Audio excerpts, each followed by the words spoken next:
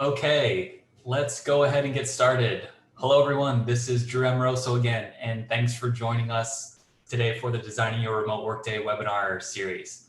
Let's go ahead and jump right in today. Today's topic is on time and task management. A quick reminder that if for some reason we happen to get disconnected during the webinar, please stay in the room and we'll get it back up and running as fast as we can. So this is part 5 of our 6-part series that we're putting on. And again, the goal of this series is to provide you with just some actionable ways that you can start to reshape what your workday looks like in an effort to adjust to what is probably going to be the new work reality for us for the foreseeable future. And after today's session, we have our 6th and final one this coming Friday, and that final one will be focused on workday wellness. All right, here's our agenda for today. Part 1 today will be on starting your day with planning. And I'm going to give you just 4 simple concepts related to planning and how you can use them to start your day feeling more organized and more focused. Then in part 2, we'll talk about one of my favorite concepts, which is the idea of focused work. And then we'll finish, as we always do, by leaving you with some final thoughts. And I'm happy to answer any questions that you might have. If you do have a question, a reminder that you can submit it by clicking on the button at the bottom of your screen that says Q&A. So you just go ahead and type your question into that box. If you want to ask questions anonymously, you can also do that. There is a smaller box within that bigger box that you can check when you submit your question. Before we jump into this week's concepts, I want to do a quick poll just to get a sense of the kinds of time and task management challenges that everyone is having. So just so that we can all see what's top of mind for everyone on this, I'm going to launch a poll here in a second.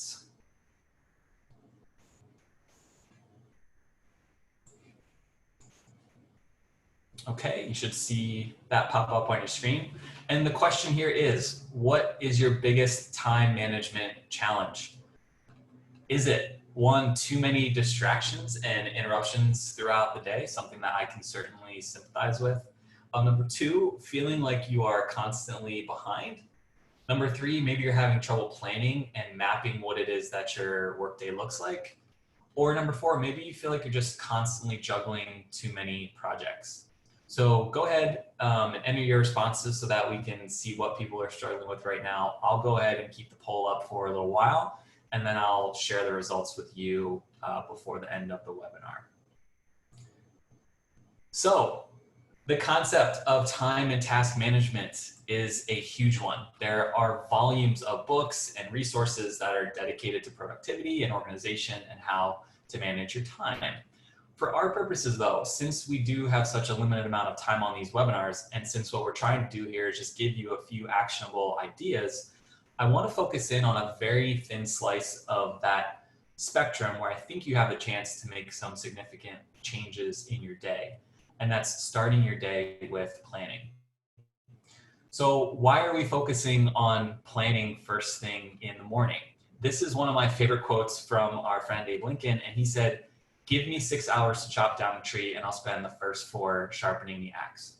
And of course, what he means by that is if we are going to engage in work or a project or a task, the more time we spend planning and preparing for that work or sharpening our axe, the easier it will actually be to complete that work once we get started.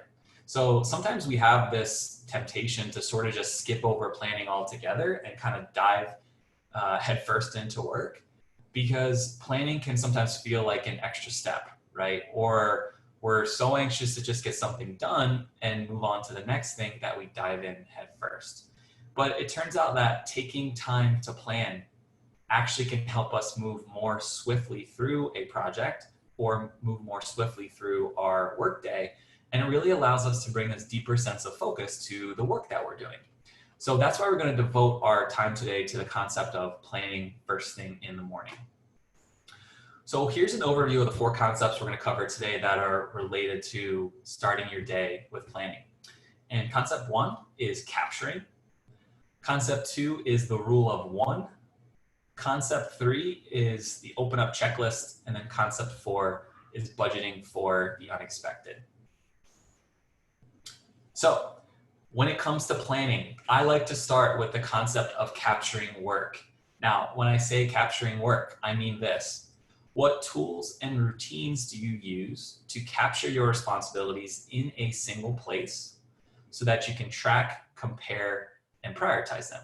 So in other words, when new work comes to you, right? When something, a new task, a new project, when that arrives at your doorstep, how and where do you capture it?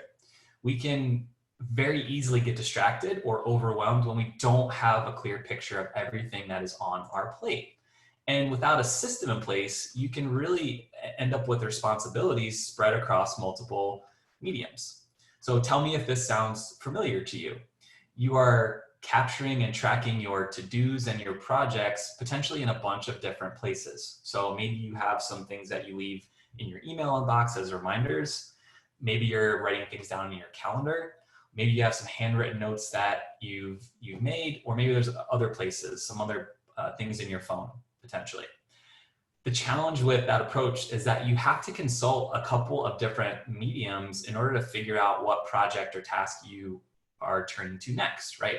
How can you ever make a decision about what's the next most important thing for you to tackle if you don't have a clear picture of everything that's on your plate? So the concept here is, instead of really just being spread out, right, across all these different mediums, focus on getting your projects and your tasks in a single place so that you can look at all the things that you're responsible for and prioritize them accordingly. And what that's going to do is really immediately lead to the ability to make much more well-informed decisions about your work from a place of increased confidence and also a place of clarity. There are all sorts of tools that you can use to capture work. And I'm going to show you one in a minute that I like to use called Trello. It's really my favorite tool for this particular thing. Remember though, that regardless of what tool you choose to use, the key is for you to just capture the right kind of information in a single place. And then second, for you to build a routine to capture and review that information consistently so that you're using this concept to your advantage, right? So no matter what tool you use, key number one is to capture the right kind of information in a single place. And then second, we have to get good at building a routine so that we will dump those things into that single place and also review it consistently. So I've put a list of a few capturing tools that you might make use of up here on the screen. The first is Trello, which I'm going to show you in a minute. Second is a tool called Evernote. And then third is a project management tool called Asana. And those are a few of the most popular. But these are a few that you might consider learning how to use. There are others out there, but I want to give you a couple of my favorites. Tools like this allow you to not only get a clear picture of everything that's on your plate, they also really allow you to synthesize new work with old work so that you can better prioritize. So one of the primary challenges that we face in our project and task landscape is that those things are forever shifting, right? You may be working on one project, but then you have to pivot quickly to another project. That happens all the time throughout the day. So your priorities and how you are spending your time will always be shifting, which means you need a tool that will help you to make those informed decisions about how you're spending your time. So the takeaway here is to just really be intentional about capturing everything in a single place and have a routine for reviewing and updating your work so that you feel confident that nothing is slipping through the cracks. So that is concept one, capturing. Concept two is related to prioritizing. So there's this really big trap that we run into when we're looking at our day and thinking about what it is that we want to get done. And the trap is that we usually assume that we're going to be able to get more done in a day than we actually can or are able to. So take a second and think about those times when you're creating your to-do list for the day. And on that list, you probably put down everything that is in your potential work queue, right? So every possible project that might be on your plate. The trap there is that we can really get distracted when we have too many things in our immediate field of vision, right? And we also set ourselves up for failure because at the end of the day, we end up looking back at that nice long list that we made and seeing that we got, maybe 3 or 4 things on our list accomplished, and there's still 15 or 20 other things on there, right? So we leave the day focusing on the things we didn't get done as opposed to the things that we did. So what I want you to consider is following what I call the rule of one. And the rule of one basically means that you keep no more than one work item in your active work queue. I want to say that again because it's important. The rule of one basically means you keep no more than one work item in your active work queue. And I want to show you what I mean by that. So let me share my screen with you.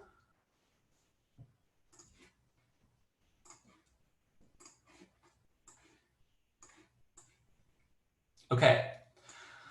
So this is the tool that I mentioned a couple of minutes ago called Trello. Now, Trello is a free tool. There's an app. This is obviously the desktop version. I've been using Trello for years and years for various parts of my business and also for things in my personal life. I've never had to pay a dime for it. It's completely free.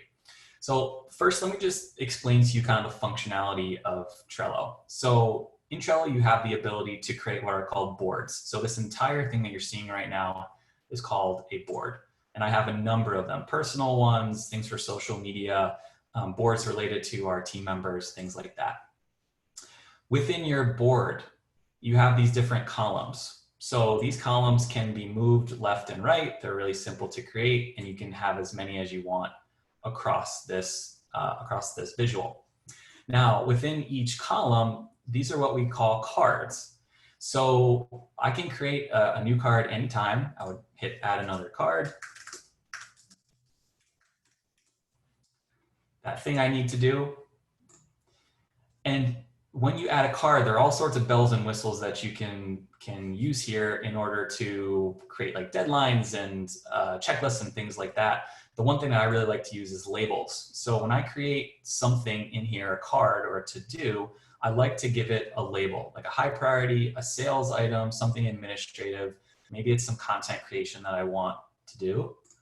And I just label it like that. You can move these up and down based on priority level. You can move them across. It's a super easy way for you to gather things in a single place and then move them across these different categories. The way that I use Trello every day is I have this column called inbox. So I mentioned before that one of the challenges that we have with prioritizing work and with capturing our work is that we're all spread out.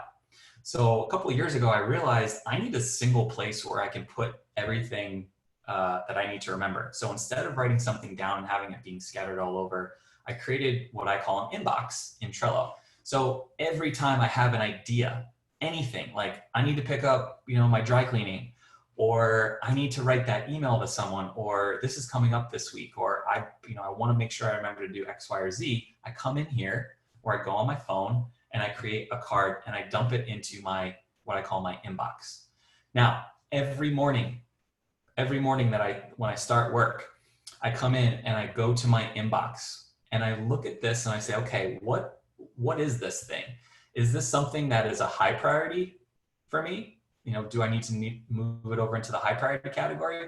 Is this a low priority for me? And then my third category that I have, I just call projects. Or is this like a longer term project that I really need to work on that's going to create or take me a little bit longer to complete? And then I go ahead and I put these into the high and low categories like so. And I'm going to tell you what this open up and shut down card is in a second here. But that's the way I start my day is I go through, I clear out my inbox. So now I have properly categorized everything that's in my queue. Once I have done that, now I go through and I look at all my high priority projects. And I've got a number of them. And I look at my low priority projects too. And then I go and I say, you know what? Based on what happened yesterday, has anything shifted here, right? Is there something that's more important, right? Do I want to reprioritize these based on the change in the landscape from the day before? Once I've done that, then I've done all of this. It's almost like pulling back a slingshot. That's kind of how I view it, right? I've done all this work to sort of pull back my workday slingshot.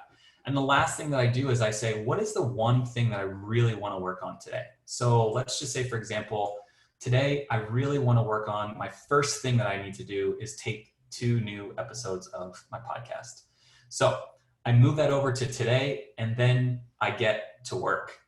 I don't even look at any of this other stuff. I've already made some decisions in my mind about their level of priority, so I don't need to look at them anymore. I can have some comfort that this is really the most important thing I need to work on, and I don't need to focus on any of these other things over here. Then I close this down and I go and I take 2 new podcasts. And then when that's done, you can do something called archiving it, which basically hides it. It's searchable later. And then I go back and I say, okay, what's the next thing on my list? And I pull that over. So I only have one thing in my active queue at any given time. Super, super effective way to really capture things on the one hand, then prioritize and remain hyper-focused on one thing. I'm going to go back to the open up shutdown in a second. So let me switch back to our presentation here real quick.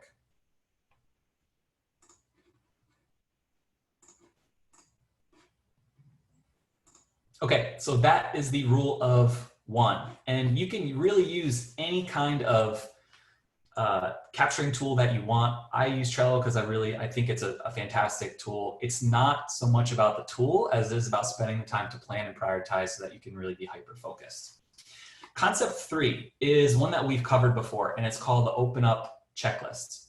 You are not having deja vu. We have talked about this concept before, but I'm repeating it here again for you because it bears repeating. I can't stress enough how important I think this routine can be for you. And I have just seen so many of our professionals that we work with benefit from this very simple concept. So the 2-sentence recap on this concept is the open up checklist is a list of 3 to 5 things you do each day to start the day that are focused on planning. So your list could include things like reviewing your calendar for that day and maybe the rest of the week. Then maybe secondly, you use the rule of 1. So you identify your one key project that you want to work on that day. After you've reviewed your inbox or wherever it is that you've captured your work. Number 3 might be blocking off some distraction-free time on your calendar. So maybe you want to start with just 30 minutes where you say, okay, you know what, from 1 until 2:30 or 1 until 1:30, I'm going to block off some time where I put away my phone, put away everything around me that potentially could distract me, and I'm just going to focus on the one thing that I identified in step 2.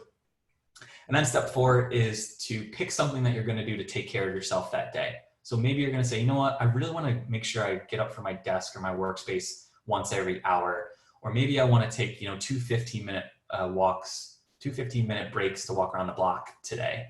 Anything that will help you stay well and really keep you focused on taking care of yourself first. Remember, simple list.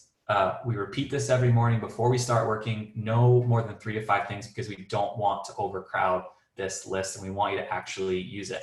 I want to show you just briefly how I use this. So I keep a card in Trello called Open Up and Shut Down, and I will give you a glimpse into what my open up and shut down routines are. So every morning I do something similar to what I just showed you. I open up by looking at my calendar. So I look through my calendar and say, hey, what is it that what are the hard commitments that I have today, just so I can orient myself to my day and my week. Number 2, I pick my one big project and I research I have various Trello boards and I look at those, but I do that first and then pick my big project. Number 3, I pick my focused work time. So I go into my calendar and I say from 1 until 2:30 or 2 until 3:30, I'm going to work on my big project, and I block it off and I use that as distraction-free work time. Number 4, I say, how am I taking care of myself today? So today I sort of surveyed my day yesterday and I thought, you know what, I sat for a little bit too long each day. So my thing was, I want to work more standing today. So my goal was to stand for half of my workday, and that was the way I was going to take care of myself. And then my 5th thing is something I really like a lot, which is I reach out to one person that I'm thankful for who's in my life. So I practice some gratitude, and I'll send them a text message or a quick note or something like that and say, hey, just thinking about you, hope that you have a great day. And I do that once a day, and that really gets me in a great state of mind. And usually I get a message back from someone that says, hey, thanks, it was great to hear from you, that kind of thing. So I really want to focus on those things during my day. A couple of ideas of how you could incorporate this concept into your day. Okay, so concept 4 is a mindset concept that I want you to consider using. If we truly want to feel good about what we have accomplished during a workday, then we have to adjust our expectations about what it is that we can realistically get done in a day. So I mentioned earlier that there's this huge mindset trap that we can fall into day after day that always sets us up for failure, and that's overestimating what we can fit into a day. So when we enter the day, we're usually in a much more optimistic state about what it is that we can get done. And it's in that optimistic state, first thing in the morning, where we end up creating an expectation about what we're going to get done that day and how long it's going to take. Turns out, though, that we tend to overestimate what we'll actually be able to accomplish and underestimate how long it will take us, right? Tell me if that sounds familiar to you. We also fail to account for what I'll call the unexpected. So things like distractions or new work or fire drills that haven't happened yet, but that we can realistically say from experience will probably be part of our upcoming workday. And when the unexpected does arrive, as it almost always does, it ends up blowing up our perfectly laid plans, and it really ruins the vision, this like pristine vision that we had for how our workday was going to go. Now, I want you to stop for a second and just think about how often this happens to you. How often do you enter a day thinking it will go one way, and then by 10:30, the day looks completely different than what you thought it would be and leaves you feeling like really frustrated or upset? This happens all the time, but despite knowing that, we still continue to march in day after day after day, making these perfect plans and not anticipating the unexpected. So how do we address this? First, we have to adjust our expectations of what we can get done in a day. So the first key here is just simply acknowledge the fact that your day may not go the way that you planned.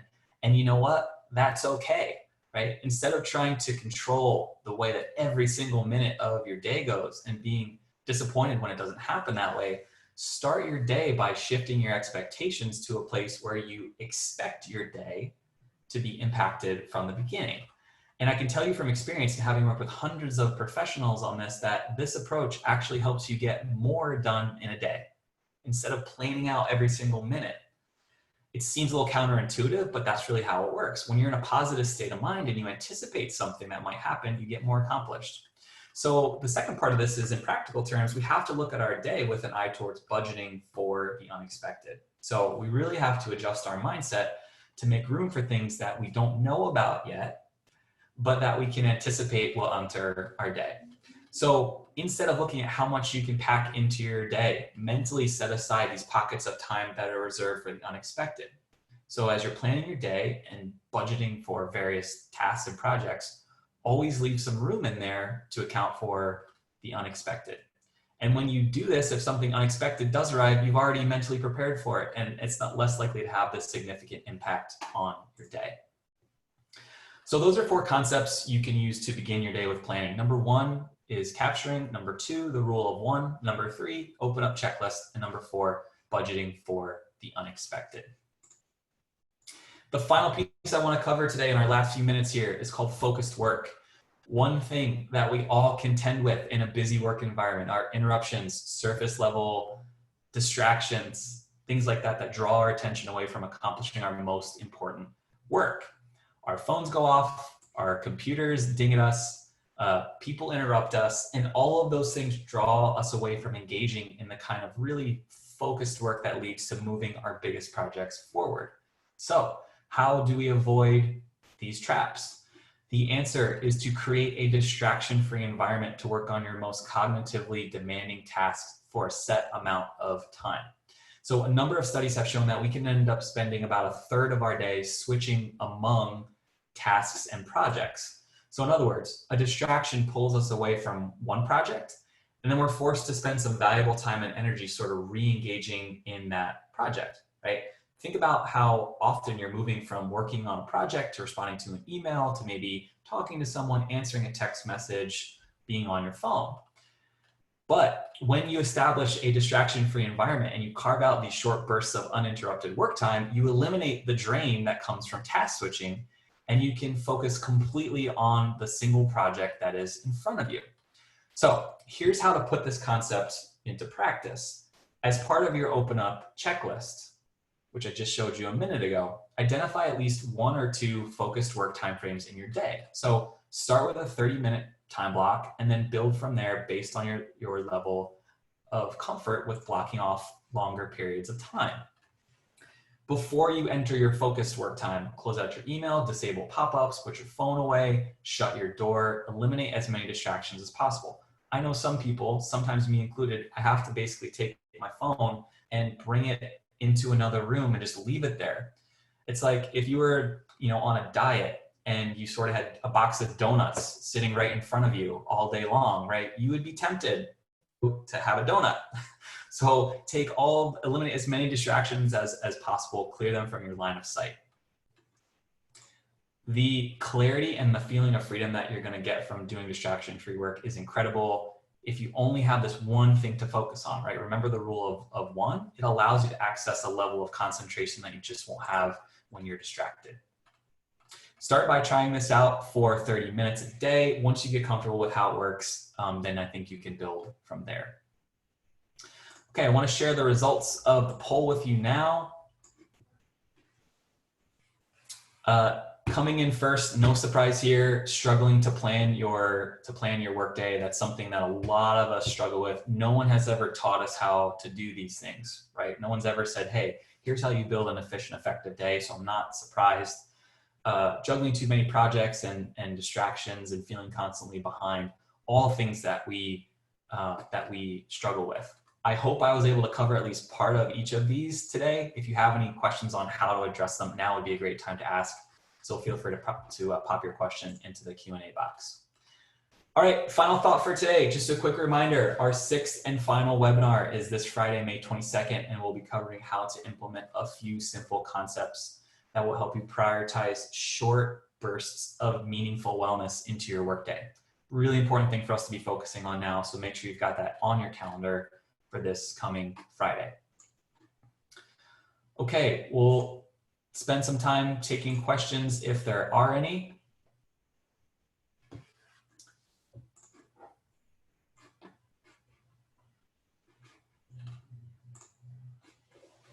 Okay, seeing no questions, we will leave it there for today.